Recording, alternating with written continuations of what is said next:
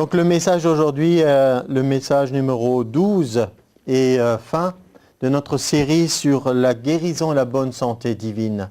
Et je l'ai intitulé « Une alliance meilleure ». Nous allons fixer nos regards sur l'alliance que nous avons avec Dieu. Nous avons une alliance. Et Hébreux 8, 6 nous dit la chose suivante. Jésus a obtenu un ministère d'autant supérieur qu'il est médiateur d'une alliance plus excellente, qui a été établie sur de meilleures promesses. Une alliance meilleure, et même la Bible dit ici, plus excellente. Plus excellente. L'excellence n'est pas un état. L'excellence, c'est une attitude de vouloir aller toujours vers quelque chose de mieux. Et là, on met les deux mots ensemble, meilleure et plus excellente. Donc ça nous pousse vers quelque chose, on pourrait dire des summums jamais atteints jusqu'à présent. Et c'est là où est Jésus, tout en haut. Supérieur, alliance meilleure, meilleure promesse, plus excellente. Donc qu'est-ce qu'une alliance ? Si vous demandez dans la rue les gens ce que c'est une alliance, ils penseront avant tout à la bague que les gens mariés portent. Mais au-delà du symbole, ce qu'il faut comprendre, c'est ce que ça représente, l'alliance. Parce que le problème du symbole, c'est que à force d'avoir que des symboles, on fixe nos regards sur le symbole et on oublie la réalité. C'est ainsi que l'alliance n'est pas contenue dans la bague que nous portons. Mais l'alliance, elle se base sur quoi ? Ça peut être intéressant aussi pour des gens qui pensent à se marier, de réfléchir à ça. L'alliance est basée sur les promesses, sur l'engagement de chacun, sur chaque partie qui s'engage par des promesses. Ça, c'est la base de l'alliance. Et de cette façon, on a vu aussi qu'il y a une alliance supérieure en Jésus qui nous est donnée et elle est basée sur des promesses. Donc, devant des témoins ou non, parce qu'il y a des alliances qui sont faites, par exemple, entre Dieu et un homme, ou alors entre deux personnes. Des fois, il y a un contrat, des fois, il n'y a pas de contrat. Des fois, il y a un serment. On peut dire que des promesses, ça s'apparente aussi à un serment. Mais voici un petit peu l'idée de l'alliance. Deux personnes se joignent parce que, quelque part, ils y trouvent un intérêt de chaque côté d'être mieux ensemble que séparés. Et c'est ce que Dieu a voulu faire avec l'humanité aussi. Dieu est un Dieu d'alliance. Répétez-le après moi. Dieu est un Dieu d'alliance. Il faut qu'on comprenne ce principe de l'alliance. Parce que dès le début, Dieu a toujours voulu établir des alliances avec les hommes. Toujours. C'est comme un partenariat. On peut dire que tant qu'il n'y a pas d'alliance, Dieu ne peut pas venir brutalement. Une personne étrangère ne peut pas venir sonner à la porte, dire « Voilà, je viens habiter chez vous maintenant. » Non, c'est pas comme ça que ça se passe. Par contre, quelqu'un avec qui vous avez fait alliance, vous avez dit « Voilà, vous voulez vivre ensemble jusqu'à la fin de vos jours. » Celui-là considère que c'est sa maison. Et donc, Dieu, de la même façon, veut agir dans et chez l'homme, mais il ne le fait que sur la base d'une alliance. Alors, il y a beaucoup d'alliances. On pourrait... toute la journée, il ne suffirait pas d'étudier toutes les alliances de la Bible. Mais on va voir juste quelques points pour nous introduire dans cette alliance plus excellente. On va commencer par la première alliance. Est-ce que vous connaissez la première alliance qui a eu lieu entre Dieu et un homme ? Non. C'est Noé. La première alliance que la Bible nous décrit, c'est Noé. Donc dans Genèse 6, 18, Dieu dit « J'établis mon alliance avec toi. Tu entreras dans l'arche, toi et tes fils, ta femme, et les femmes de tes fils avec toi. » Chapitre 9, verset 9, il dit « Voici, j'établis mon alliance avec vous et avec votre postérité après vous. » Et au verset 11 de Genèse 9, il est dit « J'établis mon alliance avec vous, aucune chair ne sera plus exterminée par les eaux du déluge, et il n'y aura plus de déluge pour détruire la terre. » Ça, c'est la promesse de Dieu. Et donc, vous avez une alliance, vous avez la façon dont l'alliance se réalise, et en général, vous avez le signe d'une alliance. Et Dieu dit, c'est ici le signe de l'alliance, c'est au verset 12, que j'établis entre moi et vous, et tous les êtres qui sont avec vous pour les générations à toujours. En général, tout le monde connaît ce signe, c'est le plus célèbre, c'est l'arc-en-ciel. J'ai placé mon arc dans la nuit, il servira de signe d'alliance entre moi et la terre. Donc c'est quand même spectaculaire ce que Dieu fait. Des fois, les gens pensent que Dieu agit caché, mais là, on a un signe que beaucoup de gens peuvent voir et tout le monde admire, et des fois, il est grandiose. L'arc, verset 15, « Je me souviendrai de mon alliance entre moi et vous, et tous les êtres vivants, de toute chair, et les eaux ne deviendront plus un déluge pour détruire toute chair. L'arc sera dans la nue, et je le regarderai pour me souvenir de l'alliance perpétuelle entre Dieu et tous les êtres vivants, de toute chair qui est sur la terre.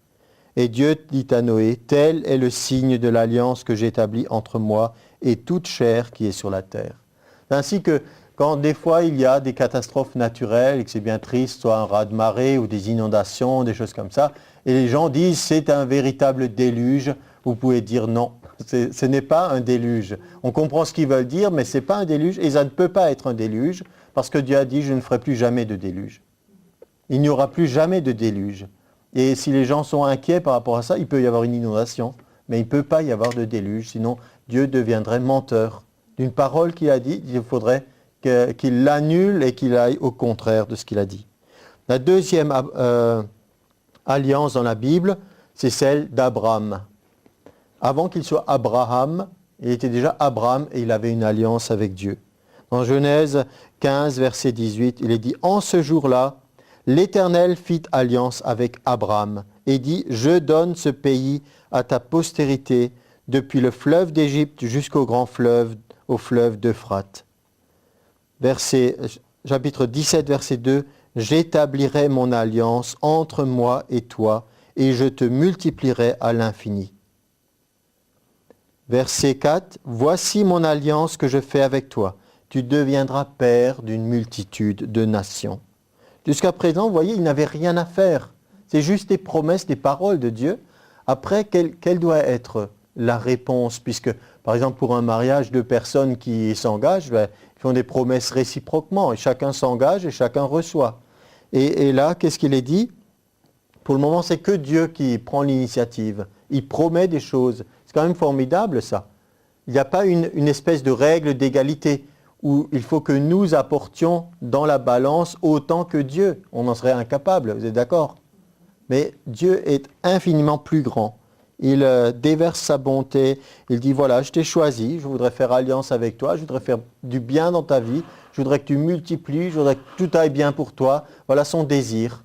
Et des fois, notre part, elle est très très petite. C'est presque rien par rapport à tout ce que Dieu a fait. Dieu dit à Abraham, « Tu garderas mon alliance, toi et tes descendants après toi, selon leur génération. » Et donc, quel est le signe de l'alliance d'Abraham? C'est la circoncision. Ce n'est pas la loi de Moïse, c'est avec Abraham que ça a commencé. Verset 10, « C'est ici mon alliance que vous garderez entre moi et vous, et ta postérité après toi. Tout mâle parmi vous sera circoncis. Vous vous circoncirez et ce sera un signe d'alliance entre moi et vous. » Voilà le signe de l'alliance. Donc on a vu une alliance avec Noé, avec un signe, l'arc-en-ciel. Ici une alliance avec Abraham, avec un signe dans leur chair, la circoncision, où ils montraient par là qu'ils acceptaient le plan de Dieu. Ensuite, on ne va pas détailler, mais vous pourriez regarder dans Genèse 17, 19, que l'alliance d'Abraham, elle s'étend à Isaac, elle va vers la postérité.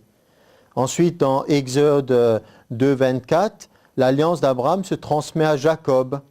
Dieu entendit les gémissements du peuple d'Israël et il se souvint de son alliance avec Abraham, Isaac et Jacob. Vous avez des gémissements des fois? Il y a des choses qui ne vont pas comme vous voudriez? Les gémissements sont quelque chose que Dieu entend. Le gémir, c'est une manifestation d'une souffrance intérieure, de quelque chose qui fait mal. Ça peut être une forme de prière ou de supplication. Et Dieu, nous dit la Bible, entend ça. Et quand il entend ça, ça lui rappelle aussi le souvenir de l'alliance. À ce moment-là, vous pouvez venir vers lui en disant « Nous avons une alliance avec toi. Tu peux intervenir dans ma situation. » C'est ça que ça veut dire.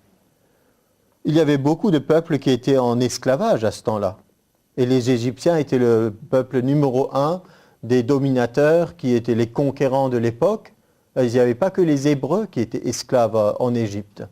Mais ici, les Hébreux ont une situation différente parce qu'ils ont une alliance qui a été transmise de génération en génération. Et cette alliance a fait que Dieu a envoyé le libérateur qui est Moïse. Donc l'alliance d'Abraham, qu'il a transmis à Isaac, qu'il a transmis à Jacob, maintenant se transmet à tout le peuple d'Israël. Ensuite, il y a beaucoup d'autres alliances. Je voudrais juste qu'on voit encore quelques éléments de l'alliance de Moïse. Dieu a fait une alliance avec Moïse. On peut dire que chaque fois que Dieu se révèle à un homme, il fait une alliance avec lui. Donc certaines alliances sont particulièrement importantes parce qu'il y a des milliers, des millions de personnes qui ont pu rentrer dans l'alliance à cause de cette personne. Et des fois, c'est juste une alliance individuelle. Mais ici, pour Moïse, n'oubliez pas, c'est aussi un type de Christ. Donc, il y a une alliance qui a été établie. Exode 24, verset 7, « Il prit le livre de l'alliance et le lut en présence du peuple. Ils dirent, « Nous ferons ce que l'Éternel a dit et nous obéirons. » Verset 8, « Moïse prit le sang, il le répandit sur le peuple en disant, « Voici le sang de l'alliance que l'Éternel a faite avec vous, selon toutes ses paroles. » C'est intéressant de voir que la Bible, dans le livre des Hébreux, appelle l'alliance de Moïse la première alliance. Bien qu'on a vu ici qu'il y a eu d'autres alliances avant celle de Moïse. Mais il dit une des alliances majeures, c'est celle qui a été faite par le sang du temps de Moïse. Et donc, dans le même sens, il y a une nouvelle alliance par le sang de Jésus maintenant. Et quel est le signe de l'alliance de Moïse ? Non ? Le sang a été donné pour, on peut dire, sceller l'alliance, mais il y a un autre signe pour l'alliance. L'alliance de Moïse était manifestée par le sabbat. Le sabbat qui est inclus dans les 10 commandements. Voilà, tu prendras un jour à part et tu montreras. Ça, c'était un signe puissant. Je le replace dans le contexte, un contexte d'esclavage. Maintenant, tout à coup, un jour par semaine, les esclaves n'ont plus besoin de faire leur travail. Ça, c'est quand même radical comme progrès social et comme impact visuel de dire que ça, c'est vraiment un peuple qui est différent de tous les autres. Comment ça se fait ? Ben oui, c'est leur Dieu qui a imposé cette loi. Et c'était un signe. Puisque les autres signes existaient déjà, mais ça, c'était le signe spécifique de l'alliance de Moïse. Seulement, bon, les signes, des fois, comme j'ai dit, les choses peuvent après être perverties. On garde juste certains aspects. C'est ainsi que Jésus a dû rétablir en disant « Le sabbat a été fait pour l'homme et non l'homme pour le sabbat ». Vous êtes en train de tout pervertir. Ce qui était une libération devient maintenant un esclavage. C'est pour ça qu'il faut faire attention, y compris pour d'autres choses, on va voir.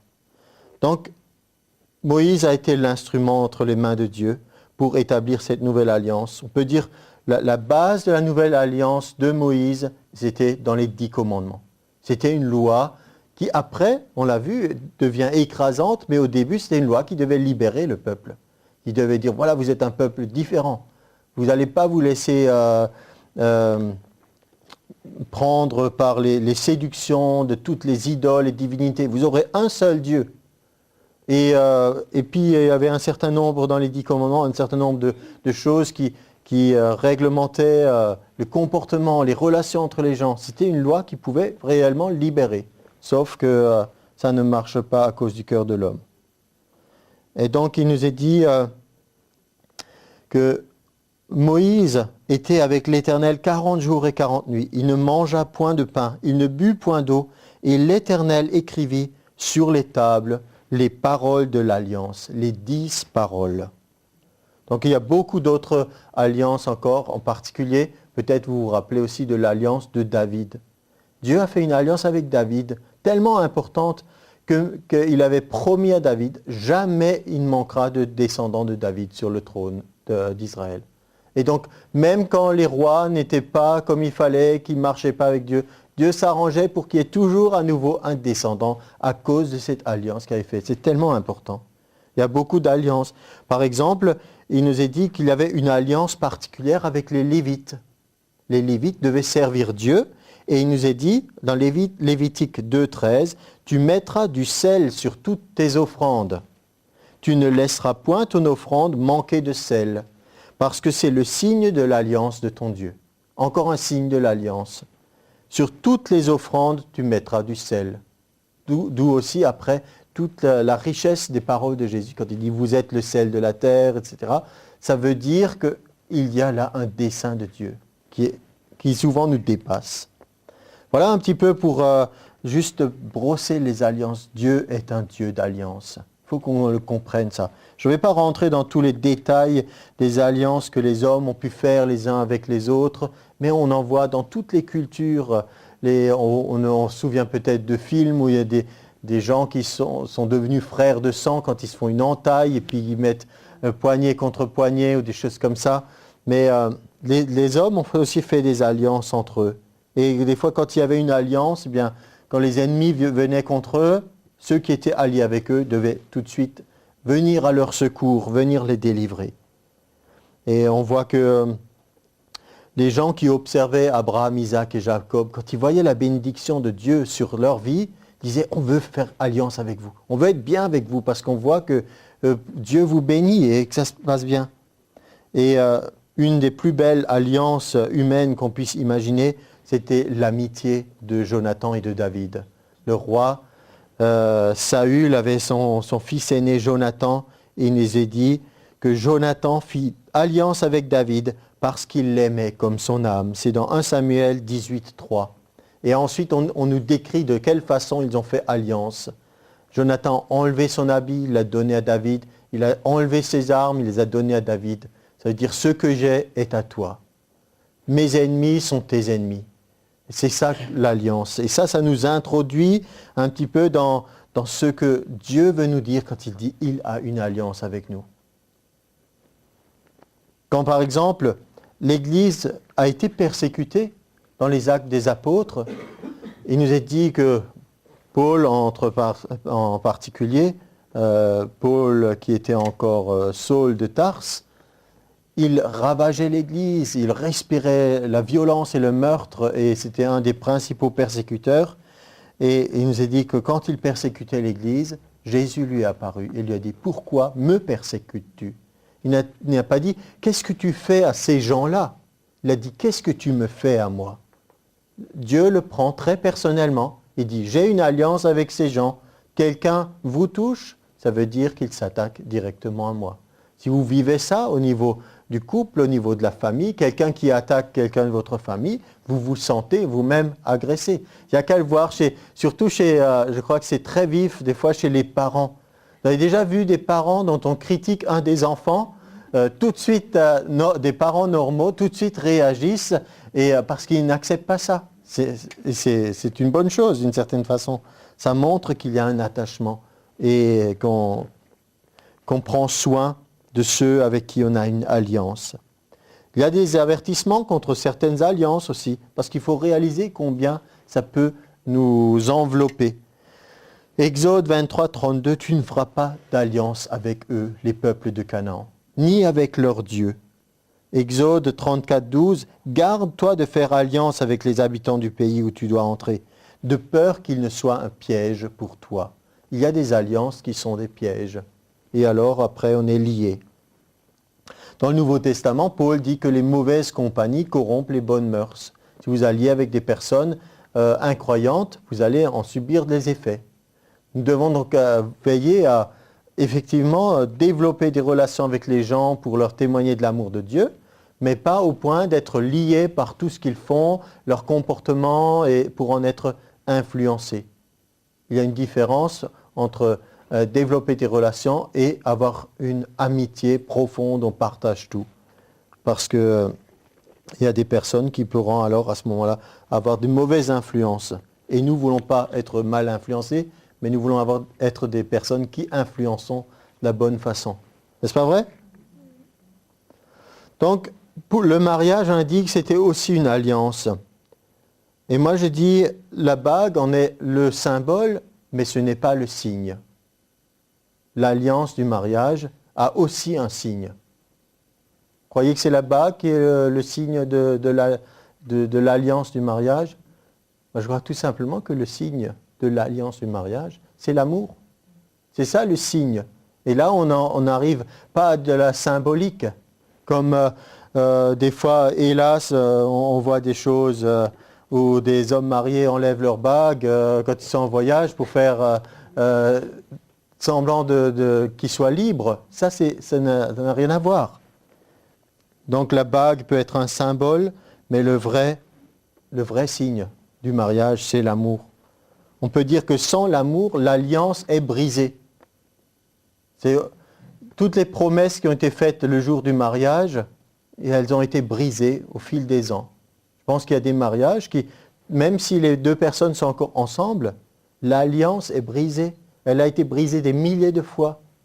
Parce que si on ne pratique pas et ne vit pas l'amour au quotidien, le signe de l'alliance, il n'est plus là.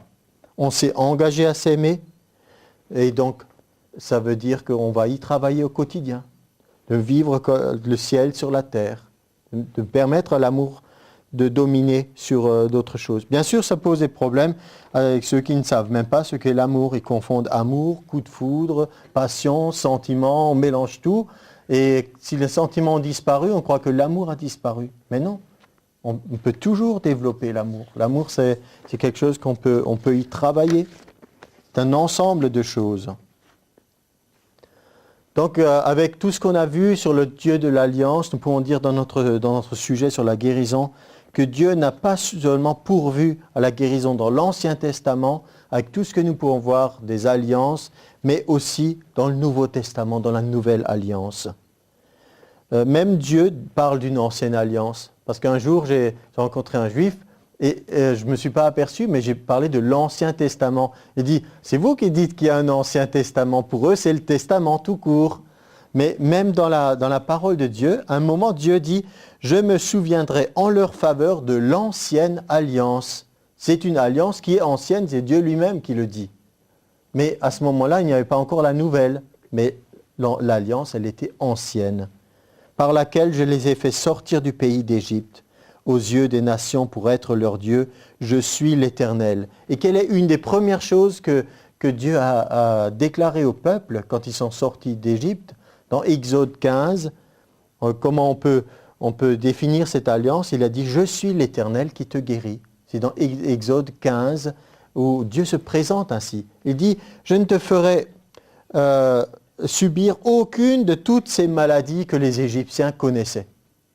Et pourtant, moi je crois que les Égyptiens, à ce moment-là, étaient les médecins les plus avancés et les plus expérimentés du monde antique. C'est un peuple de nomades comme les Hébreux, c'était rien du tout par rapport à la culture médicale des Égyptiens. Ils avaient développé des choses au niveau chimique, au niveau conservation des corps, au niveau des momies et de tout le reste qui sont absolument étonnantes. Et pourtant, ces Égyptiens avaient toutes sortes de maladies, mais Dieu dit, de toutes ces maladies, tu ne seras pas atteint, parce que je suis l'Éternel qui te guérit. Il y a une alliance de guérison. Donc comment on peut définir cette alliance? David disait que l'alliance avec Dieu, c'est une alliance en tout point bien réglée. Comme un contrat d'assurance où il y aurait toutes les petites choses qui sont prévues, toutes les clauses, même les choses qui pourraient peut-être vous surprendre, mais c'est prévu dans le contrat. Tout y est. Alors, on voit qu'il y avait toutes sortes de guérisons dans l'Ancien Testament. Des cas de stérilité. Beaucoup de gens étaient atteints de stérilité. Actuellement encore, Abraham avait ce problème dans sa famille. Isaac, tout ce roi avec toute sa maison, Abimelech, je crois qu'il s'appelait. Et donc, il est dit que Dieu intervenait dans toutes ces situations déjà à l'époque. On voit le ministère d'Élisée, la résurrection du garçon qui était malade. Tout à coup, il avait mal à la tête et puis il en est mort. Et donc, dans toutes ces situations, Dieu s'est révélé comme le Dieu de l'Alliance. il est l'Éternel qui guérit. Comment est-ce qu'il guérissait dans l'Ancienne Alliance? Il guérissait, la Bible nous dit dans le psaume 107, verset 20, « Il envoya sa parole et les guérit. » Il envoie sa parole, il envoie des paroles de guérison. Et il guérissait par la foi aussi. Dans le livre des Nombres, quand le peuple a murmuré, critiqué, les serpents brûlants sont venus, ils ont mordu le peuple, beaucoup sont morts.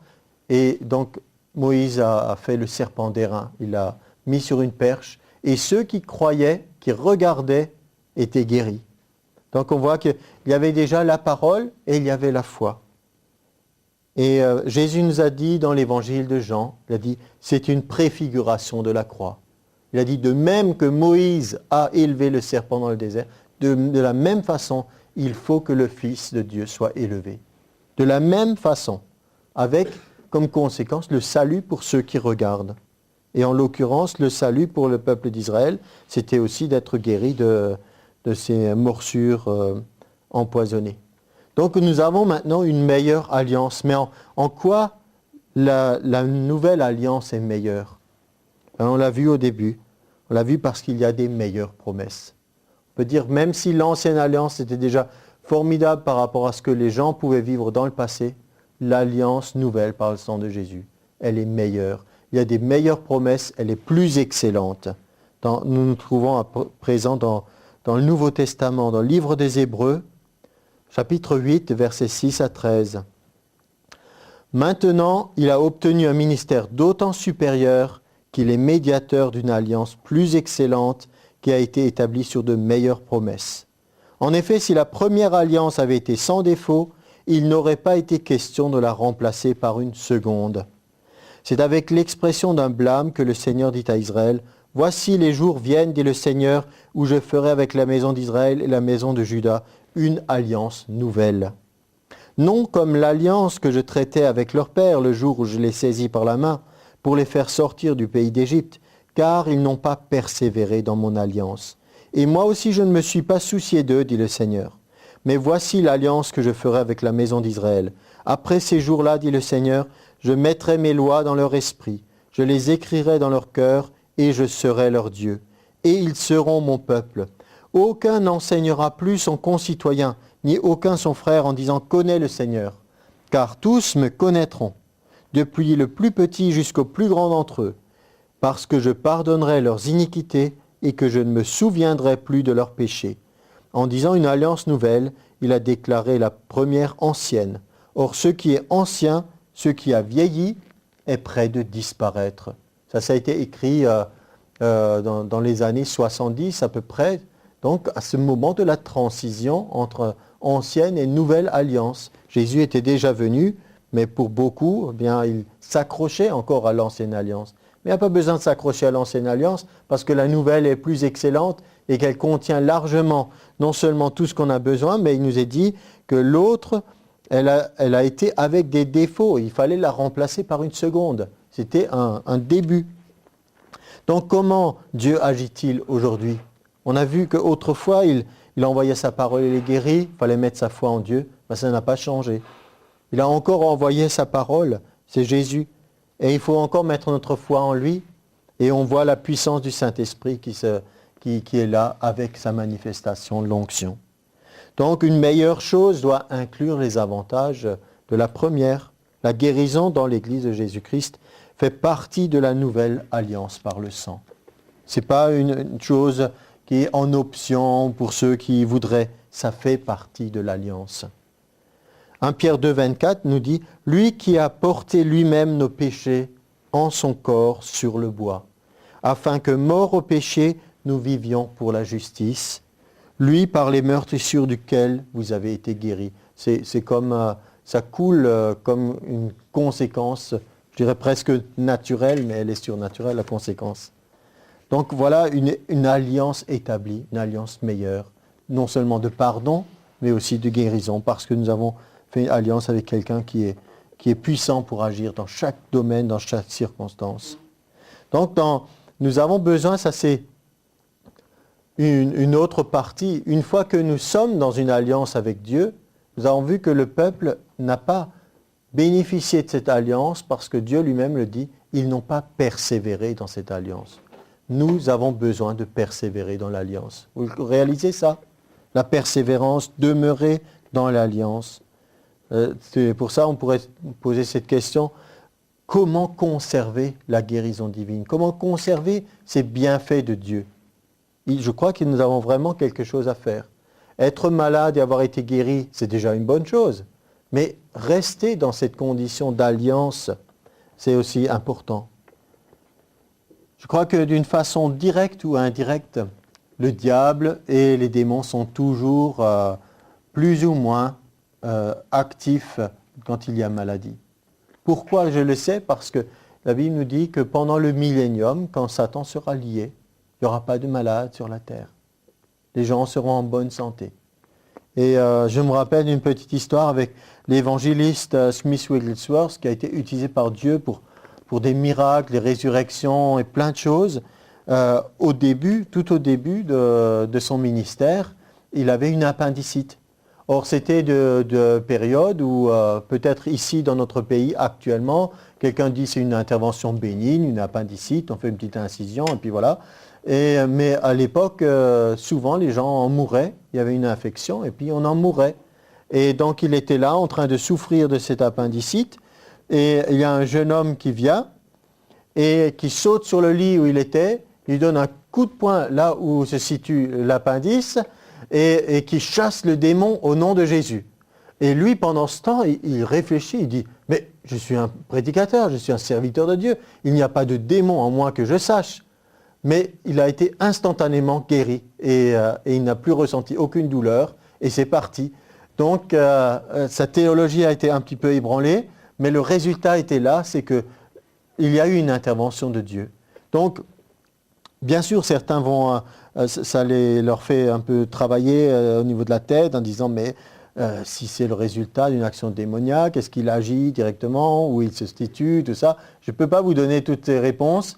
Je peux seulement dire que souvent le diable est à l'œuvre et nous avons besoin de lui montrer le chemin, de lui montrer où il peut être et où il ne peut pas être. Et c'est pourquoi que Jésus a commencé dans Marc 16 à dire « Premier miracle de ceux qui croiront en mon nom, ils chasseront des démons. » Il y a besoin de prendre position contre les puissances des ténèbres dans notre vie.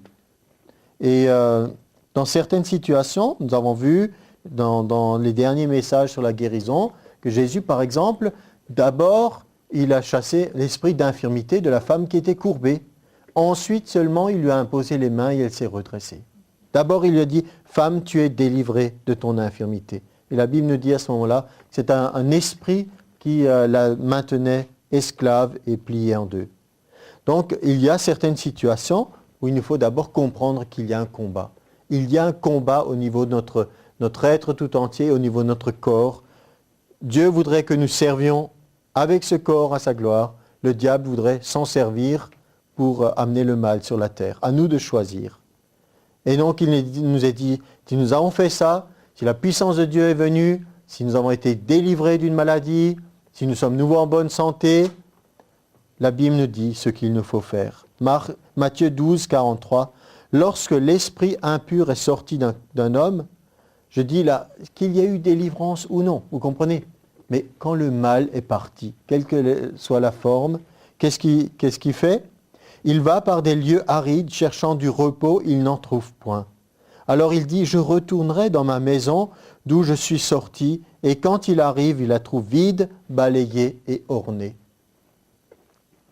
Il s'en va et prend avec lui 7 autres esprits plus méchants que lui. Il entre dans la maison, ils s'y établissent. Et la dernière condition de ces hommes est pire que la première. Donc il y a des situations où il nous faut réaliser que ce n'est pas parce qu'on a mené une bataille et qu'on a gagné 7 victoires que la guerre est finie et que maintenant ça va bien. Donc le fait d'avoir balayé ne suffit pas. Vous le savez, on a beau balayer, aspirer la poussière, il y a toujours la saleté qui revient, il y a toujours nouveau la poussière qui revient. Bon, alors, on ne va pas dire non plus, ce n'est pas la peine de nettoyer, puisque ça sera à nouveau sale. Mais d'un autre côté, on le sait à l'avance, ce n'est pas parce que ça a été nettoyé une fois que c'est terminé pour toujours. Ce monde, il est comme ça. Et le monde spirituel, Vous savez, les choses qui sont dans le naturel, c'est toujours un peu le reflet de ce qu'il y a spirituellement. Le monde spirituel, c'est la même chose. C'est parce que vous avez balayé une fois que maintenant c'est fini et vous n'aurez plus de soucis. Il faut donc que notre maison soit remplie. Il ne faut pas seulement qu'elle soit propre, il ne faut pas seulement qu'elle soit balayée, même pas, il nous est dit ornée. Ornée, ça veut dire décorée. Hein, certains chrétiens, ils décorent leur vie chrétienne. Il y a peut-être une façade, une apparence. Tout a l'air très bien. Mais si à l'intérieur c'est vide, alors il y a de nouveau quelque chose qui voudra remplir. Notre maison doit être remplie de Dieu. Ce n'est pas une option, ce n'est pas une lubie non plus. Ce n'est pas quelque chose juste pour les pentecôtistes. Cette sorte de chrétiens, c'est leur dada, ils parlent du Saint-Esprit. Non, ce n'est pas une lubie de certains, c'est le plan de Dieu, que la maison ne soit pas seulement nettoyée, mais qu'elle soit aussi remplie.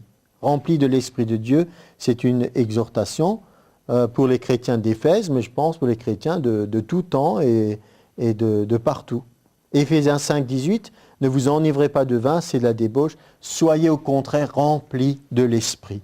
Entretenez-vous par des psaumes, par des hymnes, par des cantiques spirituels, chantant, célébrant de tout votre cœur les louanges du Seigneur. Rendez continuellement grâce pour toutes les choses à Dieu le Père au nom du Seigneur Jésus-Christ, vous soumettant les uns aux autres dans la crainte de Christ. Vous croyez que la maladie peut venir facilement sur une personne comme ça, qui est dans cet état, tout le temps rempli de l'Esprit de Dieu, chantant les louanges de Dieu, étant inspiré par des psaumes de l'Esprit, et tout le temps dans un état de satisfaction parce qu'elle sait rendre grâce à Dieu pour tout ce qu'il fait pour elle. Ça donne un bénéfice et un avantage énorme par rapport à ceux qui sont passifs, ronchons, qui trouvent à rouspéter et qui sont paresseux spirituellement. Être rempli de l'esprit, rempli de la parole, ça va ensemble. Moi, je ne parle pas de la lettre qui tue, mais des paroles de Jésus qui sont esprit et vie. C'est ça les paroles de Dieu. Les manger, ça ne veut pas dire bourrer notre tête de connaissances intellectuelles, mais se laisser remplir de la parole qui est esprit et vie. Parce que quand vous vous remplissez de la parole, vous savez qu'une éponge, quand vous appuyez dessus, il va en ressortir ce que vous avez mis dedans. Quand il y a des pressions dans la vie, si vous avez mis la parole en vous, au moment où la pression arrive, c'est la parole qui ressort. Et c'est cette parole qui vous amènera à faire comme Jésus. C'est-à-dire, il est écrit, et d'arriver à surmonter certaines situations. Alors il a écrit ça aux Éphésiens, mais il a écrit aussi aux Galates, chapitre 5. Marchez selon l'Esprit. Et je dis donc, marchez selon l'Esprit, et vous n'accomplirez pas les désirs de la chair. Je l'ai déjà souvent dit, mais il faut qu'on se le répète encore.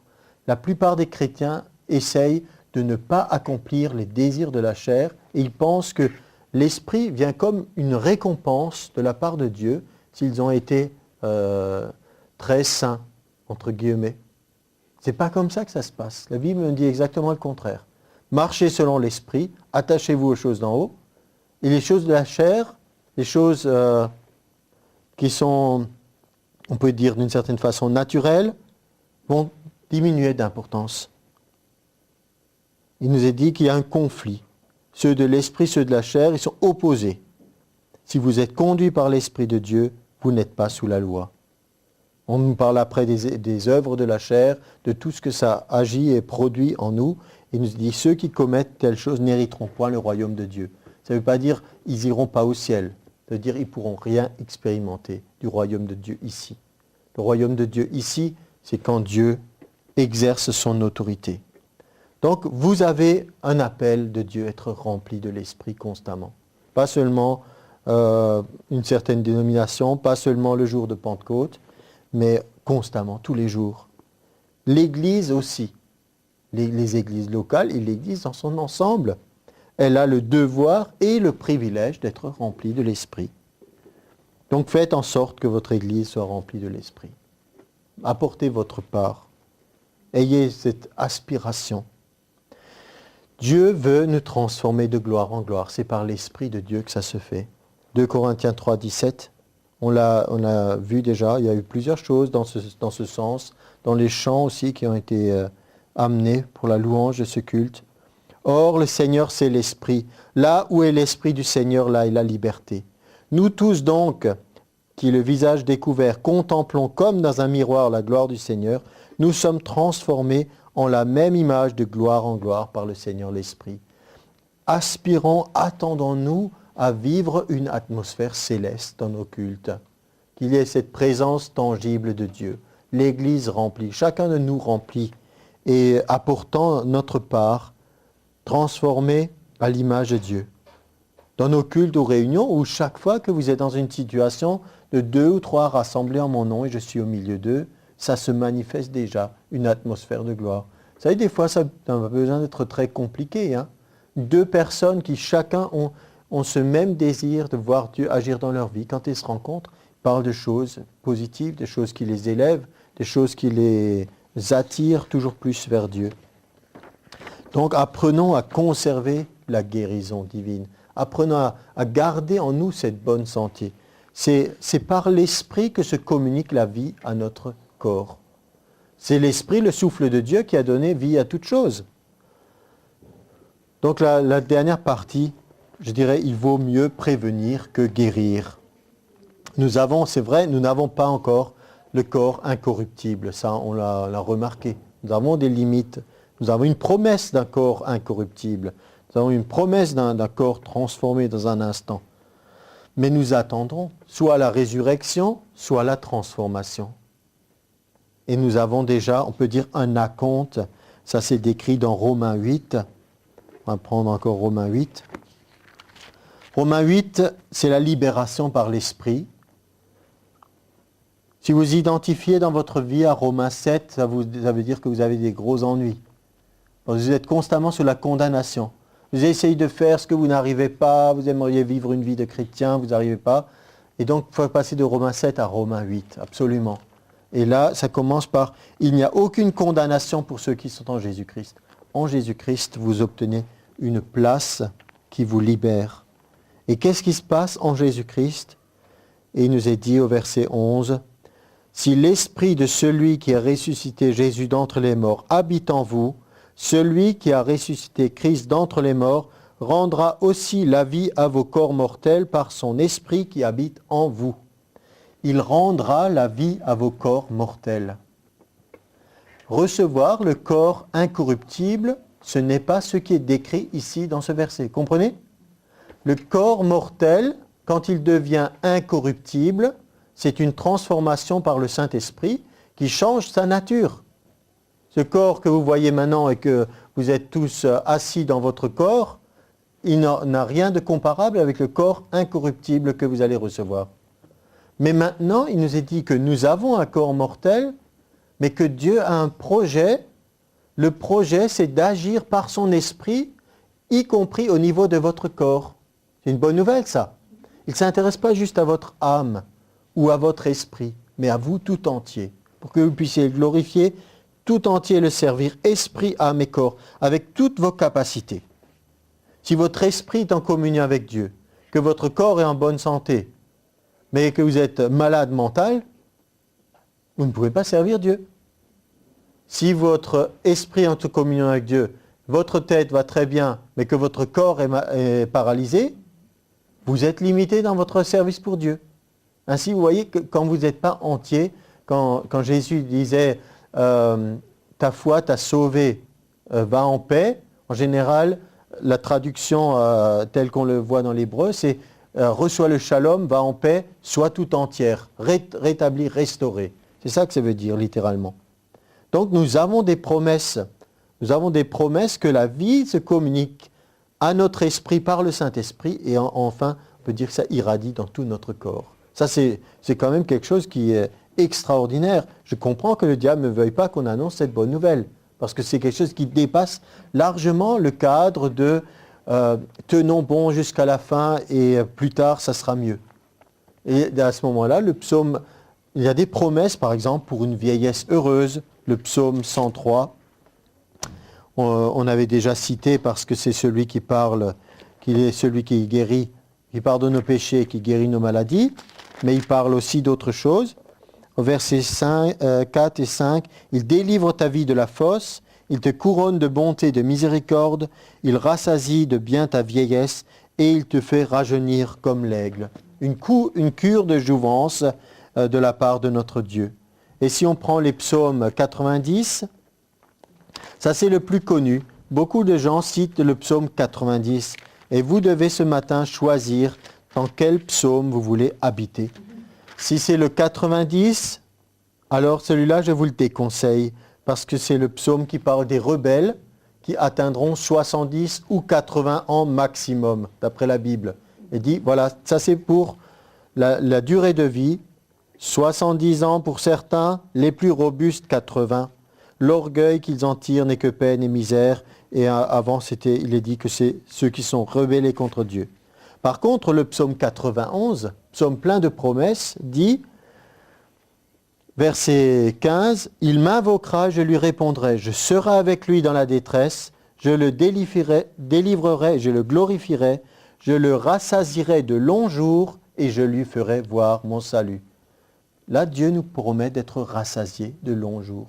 Quand vous êtes satisfait, dites maintenant j'ai tout fait, j'ai tout accompli ce que Dieu m'a donné de faire. Jésus était rassasié de jours à 33 ans environ. Il avait tout accompli, tout fini, il n'y avait pas de raison de prolonger. Sa vie était terminée, complète. On ne pourrait pas dire, oh, le pauvre, un jeune homme fauché dans la force de l'âge, et il est parti trop tôt. Non, pour lui c'était parfait. Et pour nous, ça dépend ce qu'on veut faire de notre vie. Alors voilà pour le psaume 91, si vous voulez habiter dans le psaume 91. Ou alors, vous pouvez être dans le 92 aussi. Verset 13, « Les justes croissent comme le palmier. Ils s'élèvent comme le cèdre du Liban. Plantés dans la maison de l'Éternel, ils prospèrent dans les parvis de notre Dieu. Ils portent encore des fruits dans la vieillesse. Ils sont pleins de sève et verdoyants. Pour faire connaître que l'Éternel est juste. Il est mon rocher, il n'y a point en lui d'iniquité. » Parce qu'il y a un objectif, pas juste parce que la vieillesse sera plus heureuse, mais pour faire connaître que l'Éternel est juste. Vous voyez, il y a une vraie mission pour nous. Donc il y a des promesses de prospérité, de promesses de bénédiction, des promesses de longévité. À nous de nous saisir de ces choses. Et quand je dis il vaut mieux prévenir que guérir, ça veut dire que ça se prépare tôt. Pas, quand on est très très âgé, tout à coup on veut rajeunir. Je ne dis pas que Dieu ne peut pas le faire, mais ce sera certainement autrement pour nous de recevoir ça. Alors, il y a des choses qui sont aussi dans la Bible, Ecclésiaste 12, qui nous parle de la diminution de l'être physique, etc. Mais rappelez-vous que Ecclésiaste, c'est un philosophe qui raisonnait sur ce qu'il voyait, sur le naturel de la vie des hommes. Il n'est pas dit, voilà la volonté parfaite de Dieu, Ecclésiaste 12, c'est que toutes vos fonctions naturelles diminuent et se dégradent. Ce n'est pas ça qui est dit. Bien sûr, c'est dans la Bible, mais il faut voir dans quel contexte. Donc nous avons, au contraire, un Dieu qui veut nous appeler à avoir une vision d'avenir. Les vieilles personnes, des fois, n'ont pas de vision d'avenir, regardent que vers le passé. La Bible nous dit dans Habakkuk, écris la vision, la prophétie, écris ce que tu veux faire pour Dieu. Il n'est pas dit écris tes mémoires, il est dit écris ta vision. Nous sommes des personnes qui avons une vision. Dieu met devant nous la mort et la vie. Il dit, choisis la vie afin que tu vives. C'est dans Deutéronome 30. Je mets aujourd'hui devant toi la vie et le bien, la mort et le mal. Choisis la vie. C'est un choix de vie que nous pouvons faire.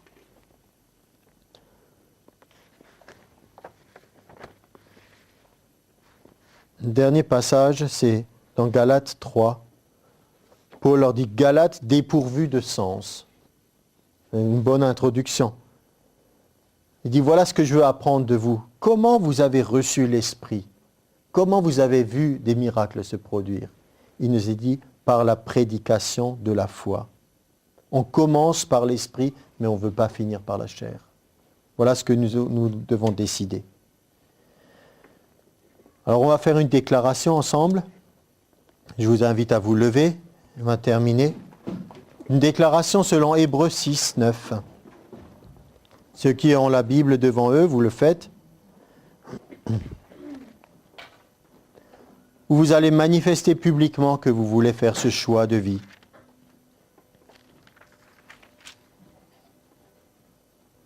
J'ai dit Hébreux 6, hein?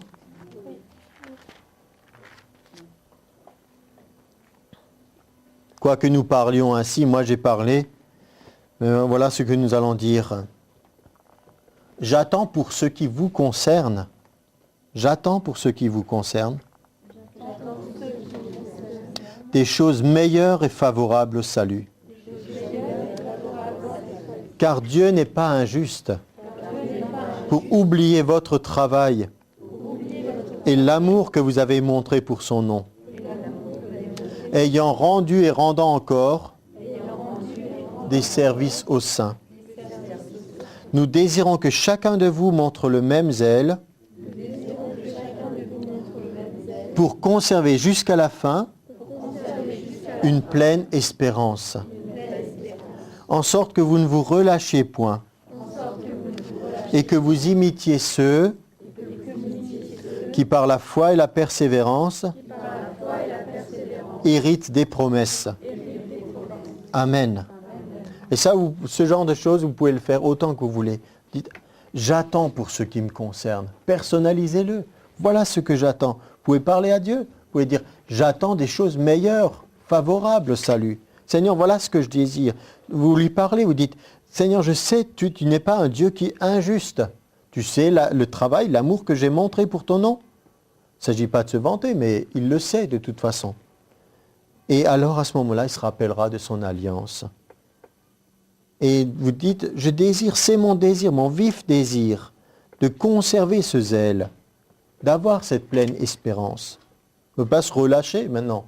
On n'a pas fini encore. C'est le moment d'avoir un second souffle si vous en avez besoin. Et la marche par la foi et la vie dans l'esprit n'est pas quelque chose de pénible. C'est quelque chose qui nous renouvelle, qui nous rafraîchit. C'est la marche dans la chair qui nous fatigue. Nous devons faire les bonnes décisions. Alors nous ne voulons pas nous relâcher. Et on veut imiter ceux qui par la foi, la persévérance, héritent des promesses. Si vous voyez quelqu'un qui hérite d'une promesse ou quelque chose va bien dans sa vie, vous réjouissez, dites, oui, ça marche, et je suis content pour lui. Et maintenant, c'est mon tour. Dites pas, oh non, j'avais plus mérité que lui, maintenant c'est lui qui l'a. Non. Quand vous réjouissez des bénédictions de quelqu'un d'autre, vous devenez candidat pour la bénédiction suivante. Si vous murmurez, que vous ronchonnez, vous vous disqualifiez de la bénédiction. Alors nous allons imiter ceux qui réussissent et qui héritent des promesses.